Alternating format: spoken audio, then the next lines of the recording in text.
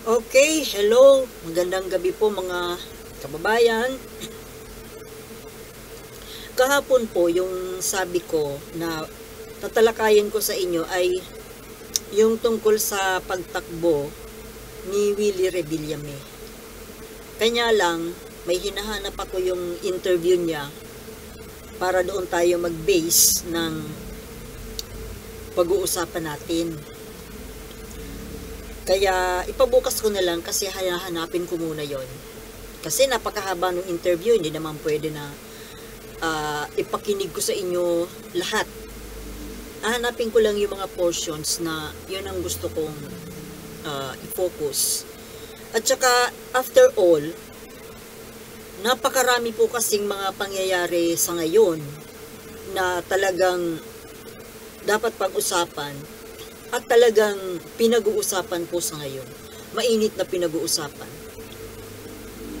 Ito po yung tungkol sa finally, yung pag-amin po ni Colonel Regina Garma tungkol sa kanyang nalalaman tungkol doon sa war on drugs sa EJK, kung sino yung mga kasangkot, kung ano talaga yung mga modus, ano talaga yung mga tunay na nangyari.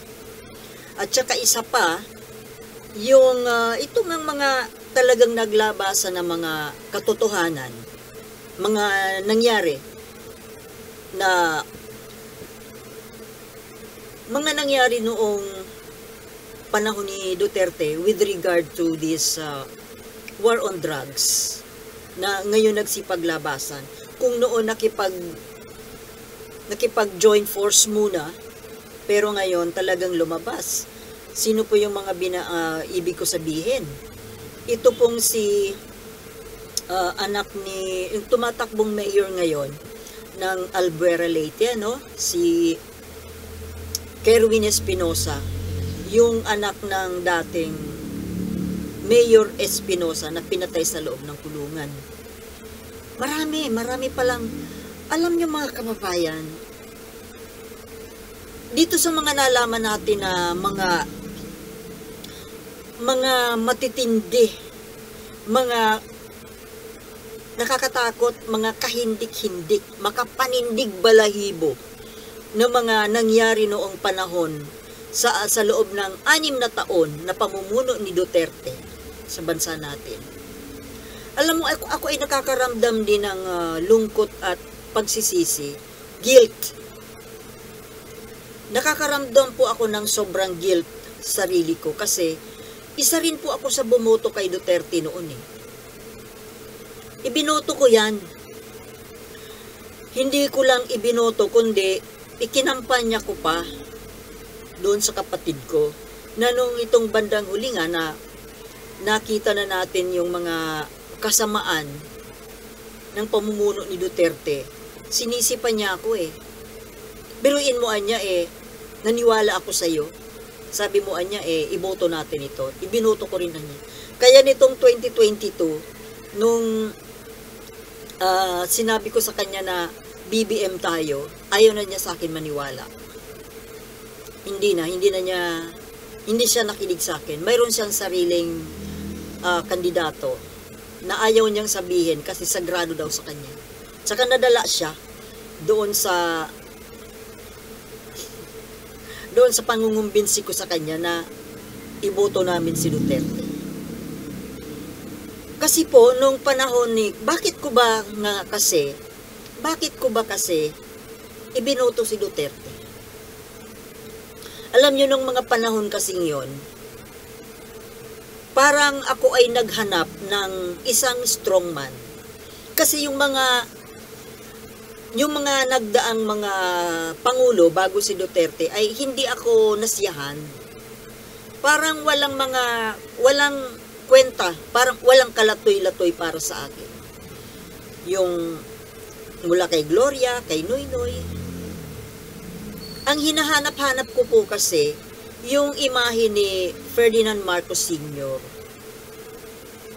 Pero don't get me wrong hindi ko po ikino-compare si Duterte kay Apula kay Marcos? No. Hindi. Malayong malayo, kabaligtaran. Although, strongman din siyang matatawag. Yung pagiging strongman po kasi ni Apula kay Marcos ay iba. Mabait na tao yung si Ferdinand Sr. Mabait, matalino, matino. Totoong nagmahal sa bayan talaga. Makabayan talaga. Hindi kagaya dito kay Duterte. Iba po ang kanyang pagiging strongman, di ba? Kaya ko yan napiling iboto dahil yun nga nakita ko kay Duterte yung hinahanap ko na parang yung kamay na bakal. Kasi para sa akin, kailangan ng Pangulo ng bansa ay may kamay na bakal para madisiplina. Para po madisiplina yung mga mamamayan. Kahit sa mga maliliit na mga simpleng bagay, kagaya nung panahon ni Marcos nga noon, talagang noong araw, yung bagong lipunan, ang titinoon ng mga tao noon mga law-abiding, kahit na sa pagtawid sa kalsada, mga disiplinado, may takot sa pinuno, pero hindi kagaya po ng takot na naramdaman natin sa pamumuno ni Duterte. Nung ito na pong mga nangyari, although kahit nung nasa in power pa po si Duterte noon, yung nagkakaroon itong mga patayan nga po sa drug war, I was also really expecting na yung mga namamatay po ay talagang mga drug pusher, hindi drug addict, hindi lang drug addict, kundi mga pusher. Yun po yung paniniwala ko. Kaya, sa totoo lang, medyo nung panahong yon na nawawala yung mga pusher. So, syempre, pag wala ng mga drug pusher, mawawala na rin yung mga user.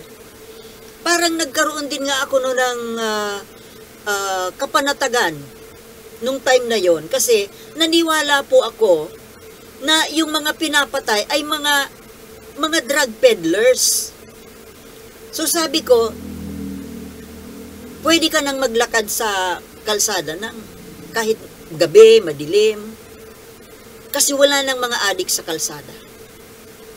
Kaya, nung bago lang yung drug war na yon, sa paniniwala ko na talagang mga drug pusher, yung mga pinapatay, actually nagpapasalamat ako nun Natutuwa ako nun kasi sabi ko, magiging safe na uli yung mga kalsada sa gabi. Yun pala, nakakatakot pala yun.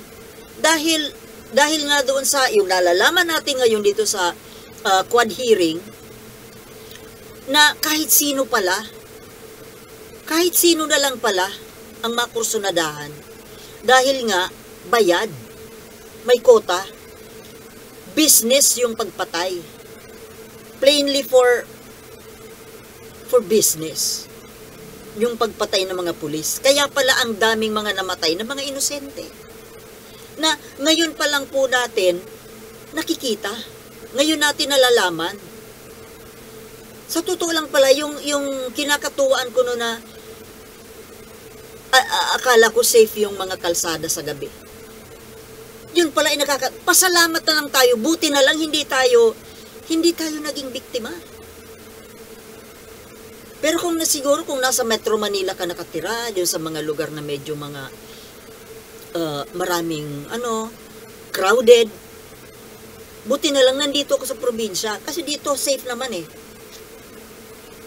Paano kung nandun ka sa Metro Manila, doon yung karamihan ng mga namamatay Doon sa mga overpopulated na lugar, kung saan talagang may mga pusher na may maraming mga addict talaga.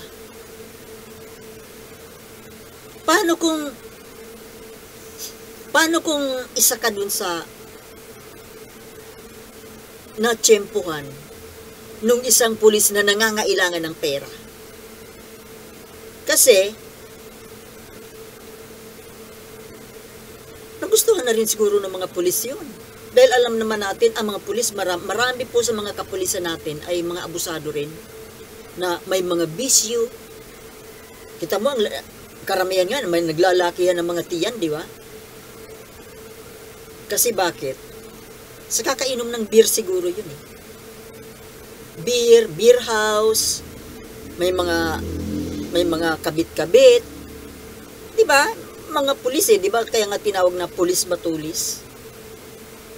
So, para masustenahan yung kanilang bisyo, hilig, kaya ganon. Pero alam nyo mga kababayan, ganito, ngayong nalaman na natin ang totoong nangyari noong panahon ng war on drugs. Although nakikita natin na sa totoo lang po kasi, ang mga mamamayan natin na pumasok sa pagkapulis, siyempre, dyan pa lang sa loob, bago pa man yan pumasok sa school na mag-aaral ng pagkapulis, may mga dream yan eh, na nakikita nila yung model nila yung imahe ng isang pulis na nire-respeto, protektor ng mamamayan, yung mga mahihinang mamamayan. Maganda ang imahe ng isang pulis at ang isang kabataan na pumapasok diyan sa pagkapulis, iyon po ang kanyang daladala na prinsipyo. Kaya gusto magpulis. Kaso pagdating diyan sa loob, pag nasa posisyon na, although pagdating diyan sa nai-assign na, nakapasok na sa trabaho, malilinis pa po ang puso ng mga yan. Ako po'y naniniwala na malilinis ang puso. Kaso, bakit nagiging masama ang isang pulis? Hindi kaya dahil sa leader? Kagaya niyan, nung panahon panahon ni Duterte, although hindi ko naman po sinasabi na nagkaroon lang ng mga masasamang pulis during the time of Duterte. Kaso, parang mas lalong tumindi. Marami ng mga corrupt na pulis noon pa man. Hindi natin yan maitatanggi. Kasi, nature na nga ng tao na maging corrupt. Tapos, pag meron kang hawak na power, kasi being a police is a power in itself. Kinakatakutan ka ng mga bata, may armas kang dala-dala. Alam mo ang obligasyon mo. So, parang may power na nararamdaman.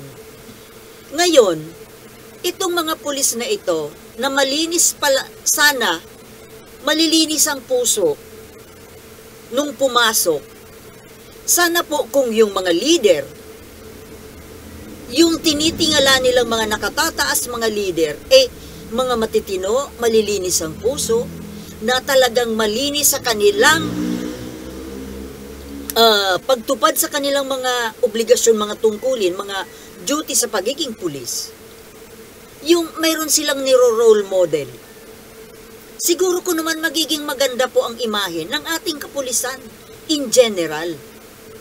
Kaso ganito nga, nung panahon ni Duterte, ang daming mga korap na mga matataas ang posisyon. Mga general, involved sa drug trade. Yung PNP chief mismo. At ang masama pa, mga kababayan, kahit na hindi nakakaisip ng masama, ng maling pagpatay, yung pulis, yung mababang ranggo na pulis, kung siya mismo ay inutusan. Diba yun ang lumabas dito sa mga isiniwalat ni Regina Garma, ni Colonel Garma, na sila mismo, yung nakatataas sa kanila, ang may utos na gawin mo ito, patayin mo, pag nakapatay ka may bayad, 10,000, 20,000, depende sa bigat ng tinatarget, may 1 million. So, ibig sabihin, yung matinong pulis na may malinis ang puso nung pagpasok dyan, Siyempre, inutusan. Natakot siguro na mapagalitan or ma-demote or mapag-initan dahil ayaw sumunod. Plus, yung mga nagkaroon na ng bisyo, nakakita ng opportunity na kumita ng malaki. Plus, yung mga pulis na medyo kinakabahan na sa kanilang trabaho na, siyempre, ang buhay ng isang pulis, pagpasok niyan, pagbaba niyan sa bahay nila, 50-50 ang buhay niyan. Lalo pa pag pupunta sila ng mga operation. Parang sundalo. Na pag pupunta sa gera, huwag ka nang mag-expect na babalik ng buhay. Ngayon, maaaring naisip ng pulis, oo nga naman, bakit ako magpapakamatay? Bakit ako nagpapakahirap? Bakit ko ibubuwis ang buhay ko sa maliit na kapalit na sweldo? Ito, kakalabit lang ako ng gatilyo, makakapatay lang ako ng isang tao. Ang ibibigay sa akin ay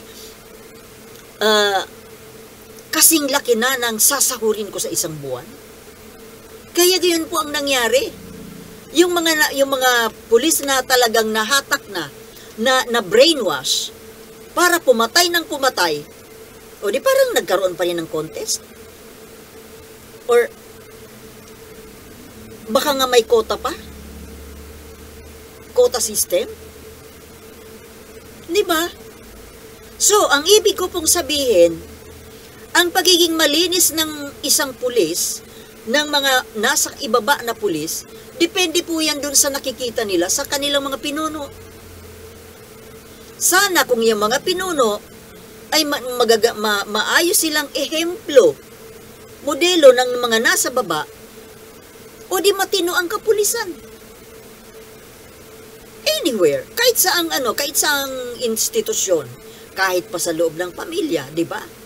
Sabi nga, ang bata, kung anong nakikita sa nakatatanda, yun ang gagayahin. So, kung ikaw, ano bang pinakamababa? SPO? SPO1? Kung yung general mo, nakikita mo na involved sa mga krimen, sa sindikato, sa drugs. Kung ikaw na maliit na pulis, malakas ang pangontrol mo sa sarili mo, may takot ka sa Diyos, may sarili kang prinsipyo sa buhay, lalabanan mo yan. Hindi ka gagaya kahit na yung amo mo, yung superior mo, ganun. Parang si Rigor, no? Sa Batang Quiapo. Nabibisto, no? Oo, nanonood ako noon kasi diyan ko nalalaman yung mga bagay-bagay na nangyayari sa bansa, sa pamahalaan natin, lalo na sa mga ng pulis, mga sindikato. Kasi yan sila nag-research yan eh. Yung mga pinapalabas nila dyan, i-research nila yan. So, tayo, para na lang tayong nagbabasa na lang ng isang libro. Spoon-fed. So, yun po ang ibig ko sabihin. Ay, sorry. Na, ay, nako. Sorry po. Nung panahon ni Duterte, alam po natin na dating marami ng mga kapulisan ang corrupt, mga kotongkap, mga na-involve sa mga papuser-puser pa lang siguro. Actually, before Duterte, yung mga kapulisan siguro natin, na-involve lang sa yung mga petty crimes, mga snatching, mga kotong-kotong. Kaso nitong panahon ni Duterte, nag-level up. Pwede na silang maging milyonaryo. O di siyempre, ang tao ay tao lang eh. Kapag siyempre, kahit na ako man, siyempre ako medyo naghahanga din ako ng magandang buhay ng kagaya ng buhay mayaman. Sino ba naman ang hindi niya medyo nangangarap? Although naranasan ko rin dati, bumagsak lang ako. Nangangarap ako na makabangon ulit. So, yan pong ibig ko sabihin, ang tao kasi ay marupok, di ba? Madaling ma-brainwash. May tao na mahina, mahina ang kalooban na lumaban sa masama. Madaling mahatak. Kaya nga po ang isang tao dahil marupok, mahina sa tawag ng tukso, dapat po sana yung mga pinuno natin ay matitino. 'Di ba? Kung ang pangulo, ang mga general, ang mga PNP chief, yung mga matataas, kaya nga yung mga nandiyan sa taas, kaya ka dapat nakarating dyan dahil dumaan ka sa bahagdan, sa stages of, dapat naging ano ka naging good, better hanggang naging best, kaya ka nakarating doon. Kaso parang ang nangyari baliktad nung mababa ka pa lang, malinis ka, pero habang paakyat ka, naging mas parumi ka ng parumi. So, nagsaboy nung nasa taas ka at napakarumi mo, hinawaan mo pa ngayon ng karumihan yung mga nasa baba. Yung mga nasa baba na mga inosente pa, masunurin pa, mas marupok pa, na dati naman ay may mga pumasok diyan, may mga prinsipyo.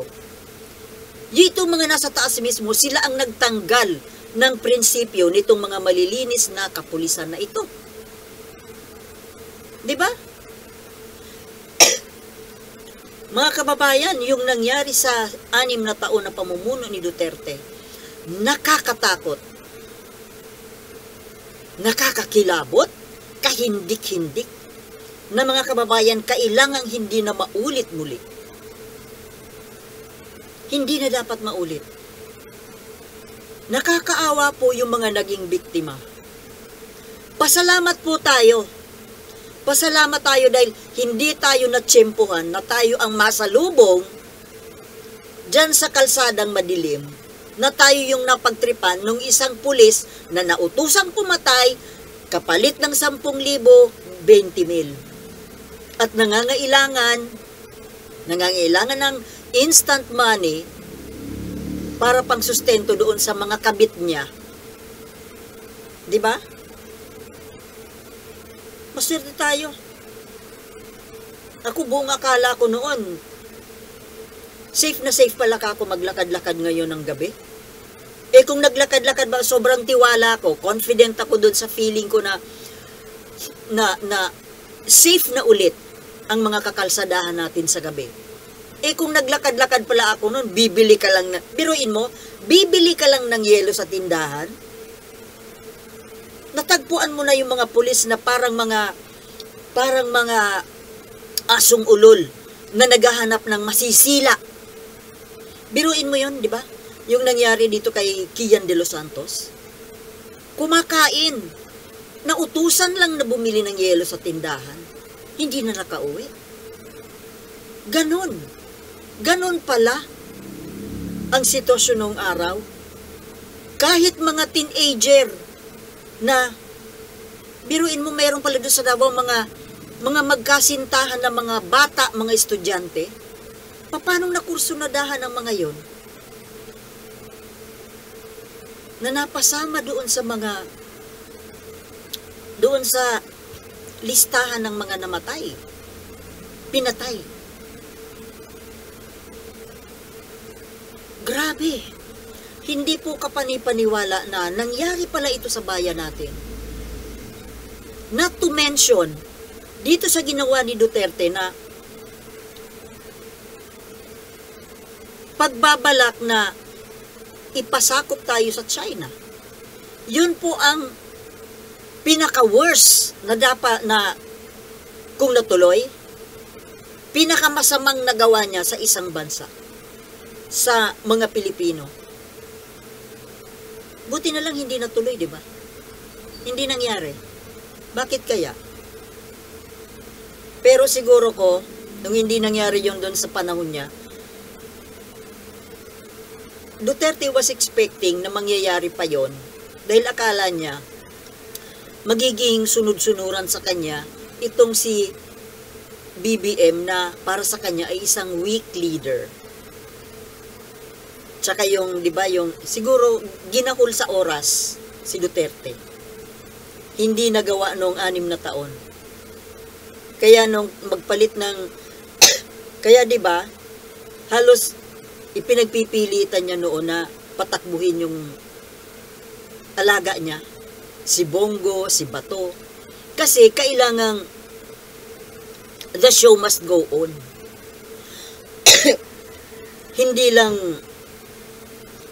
Hindi nangyari na mapatakbo niya pampangulo itong Bato at Bongo.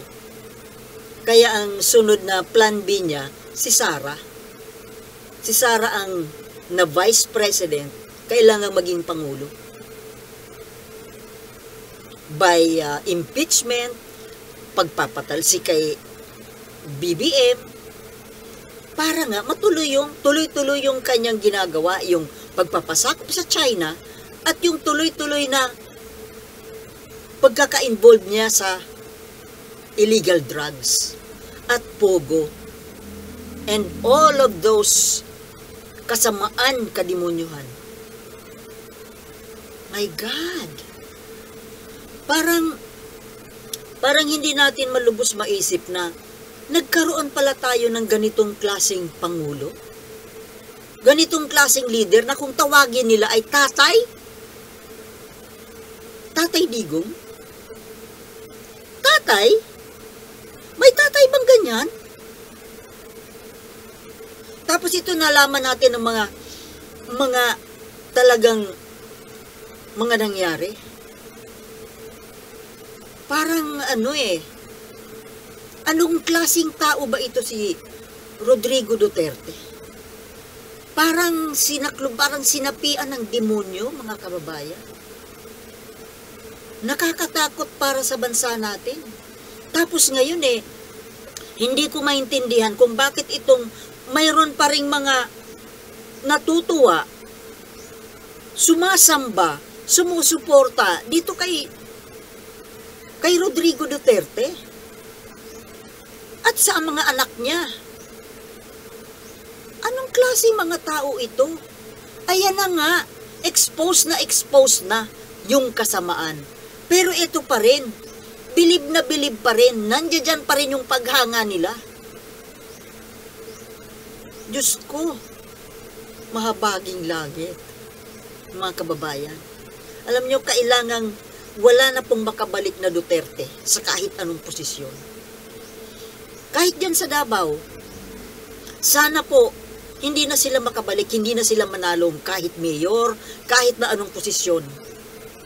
Kasi may matira dyan na isang nakapasok pa rin, dyan yan mag-uumpisa pa rin Pagsisikapan pa rin nila yan na makabalik.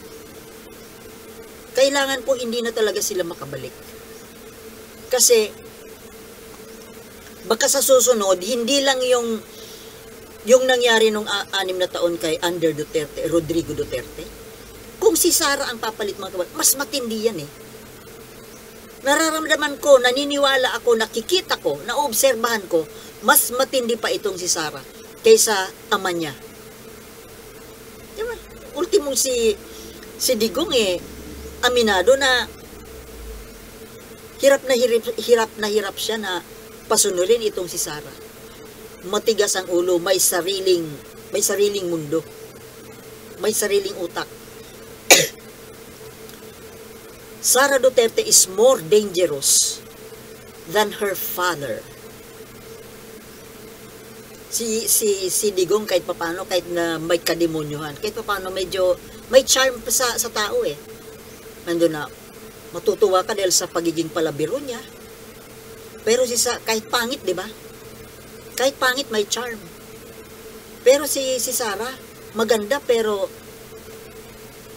she's a very dangerous woman, mga kababayan. Kaya please, wag na po nating ulitin. Ako, sising-sisi ako. Guilty ako. Dahil ibinoto ko yan. So nakakaramdam din po ako ng guilt sa sarili ko. Na isa rin po ako sa naglukluk kay Duterte sa pagiging Pangulo na siyang naging dahilan nung mga namatay doon sa sa war on drugs. Nagigilty po ako. Pati kapitid ko, kinaray-karay ko pa na iboto. Grabe, mga kababayan. Kaya sana po maging, kung mayroon man po tayong mga kaibigan, kakilala, kamag-anak, kapitbahay na palong-palo pa rin kay Duterte, please lang. Siguro pag hilot-hiluti na natin. Dito sa ano lang sa YouTube, sa mga vlogs, ang dami pa rin ng mga viewers na maka Duterte. Grabe. My goodness. Ano ba kayo? Mga bulag ba kayo? O nagbubulag-balagan, nagbibingi-bingihan? Alam nyo, kapag ikaw, sa kabila ng nitong nalaman natin na mga ginawang kasamahan at kadimonyohan ng Duterte, kung ikaw ay sumusuporta ka pa rin sa Duterte, bahala ka sa sarili mo. Alam mo, kasama ka ni Duterte sa impyerno. Di ba mga kababayan? Anyway, magpapaalam na po ako kasi sumasakit ang lalamunan ko. Bukas na lang po natin pag-usapan itong si Willie Revillame, okay? Mahalin po natin ang ating bayan, wag nating iboboto, wag nating ibabalik sa kahit anong posisyon ang isang Duterte. Ito po ang bayan natin, nag-iisang tahanan, kaya mahalin natin, di ba? Thank you and peace.